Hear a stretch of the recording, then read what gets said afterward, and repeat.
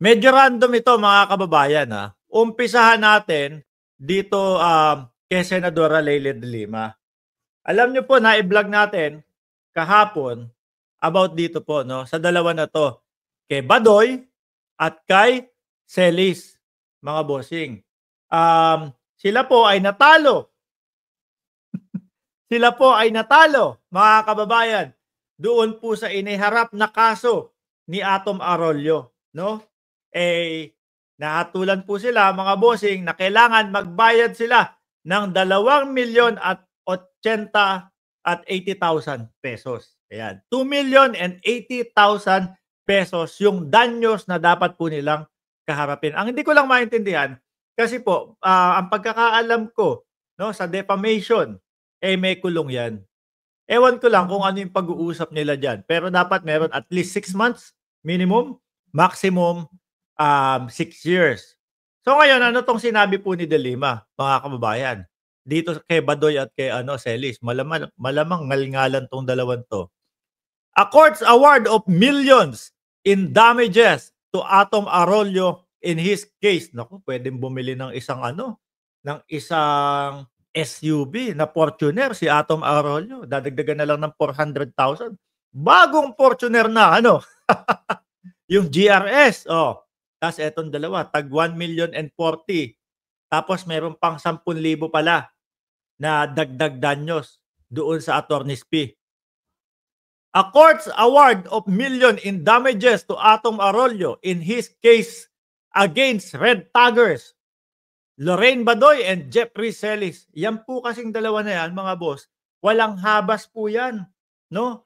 Na magsalita at magturo. Talagang wala silang preno. Na magturo na, etong ganito, NPA to, eto ganito, NPA din to. Kapag po hindi pumapanig sa kanila, NPA na po agad, mga kababayan. Which is, pinatulan po ni Atom Arroyo. Tsaka yung kanyang nanay. Hindi po pinalagpas.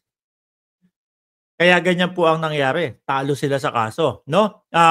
Lorraine Badoy and Jeffrey Celis serves as another legal landmark in the fight against malicious and vicious red tagging. Isa lang po 'yan, mga kababayan, Kasi po si General Torre meron din pong kaso sa kanila, mga bossing. At titignan natin 'yon kasi rebellion at sedition kung hindi ako nagkakamali para doon Medyo mabigat po 'yon. Kailangan talagang managot ng mga katulad ni Badoy at Celis na walang pakundangan kung magturo at gawing target ng paninira at karahasan ang kahit sino. Matapang po kasi sila doon sa SMNI, mga kababayan Akala nila sila na ang hari, akala nila pag nasa SMNI na sila na ang masusunod lagi. Ano ho? Porket nandoon, ang mga nanonood lang sa kanila, yung mga DDS at nanood, siguro mga nagbabasa po ng comment section na, ganito, tingnan mo, pabor na pabor sa atin ang mamamayang Pilipino. Paano hindi papabor? Mga DDS lang yun nandoon nanonood. Yung mga government supporter, supporter ni Pangulong Bongbong Marcos, mga kakamping, ayaw manood dyan sa SMNI. Actually, parang wala na nga. Buhay pa ba ang SMNI? Parang wala na, Parang hindi na nag-e-exist ang SMNI, Kailangan talagang managot ng mga katulad ni Badoy at Celis na walang pakundangan kung magturo at gawing target ng paninira at karahasan ang kahit sino. Dapat lang na mabigyan ng hustisya ang kanilang mga biktima.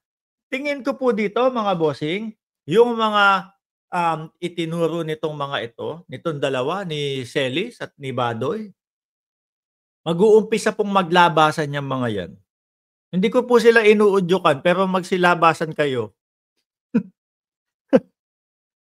Hindi ko po sila inuudyukan, pero magsilabasan kayo. Ihablan nyo to, ireklamo nyo to. Kung sa tingin ninyo,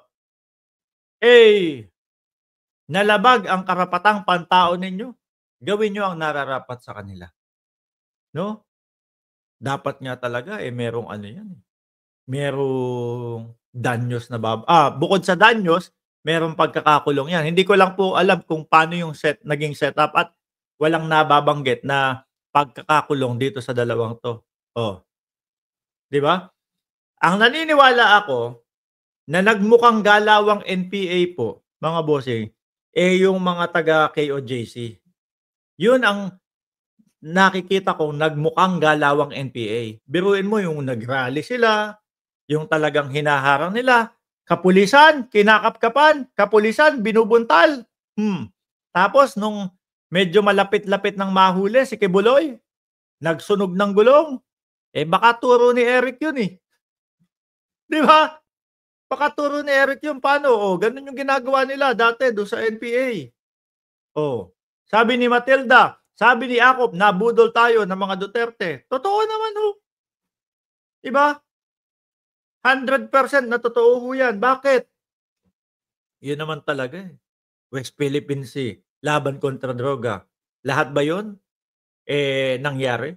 Wala Yung mga pabahay, sabi tapos na, kulang-kulang ang pinto, walang bintana, walang inidoro, lahat-lahat, Tapos meron silang, yung mga DDS may ginawa silang fake news sa ating presidente, kesyo daw tabla lang yung ibinibigay para pabahay. Mahilig pong mga mag-splice yan, mahilig pong mga mag-e-edit-edit yang mga yan para po siraan ang ating pangulo. Kaya dapat pati po yung mga vloggers na mahilig po, na mag-fake news. Yan, pati si Lord. Sino nakakakilala kay Lord dito? Yung mga matagal na pong nakikinig sa mga political vloggings, sa political vloggers, mga kababayan, kilalang-kilala po si Lord kung sino yun, May kaso din yun kay General Torre. Dapat yung mga yan, bigyan ng leksyon, mga kababayan. Dumako tayo doon sa pangatlo natin topic. Sa susunod natin topic, mga bossing, sino ba to? Asan ba yun? Saglit lang, hanapin ko Eto, bato umiiyak. Usaping PhilHealth po, mga kababayan.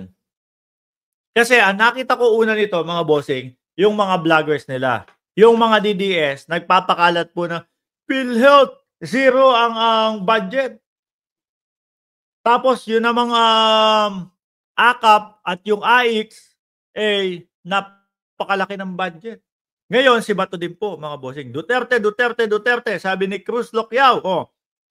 Duterte, Duterte, Duterte. Forever, solid pa rin kami. Ibalik ang tahimik na Pilipinas. Yung tegi lahat, kapag ka ng laban, tegi.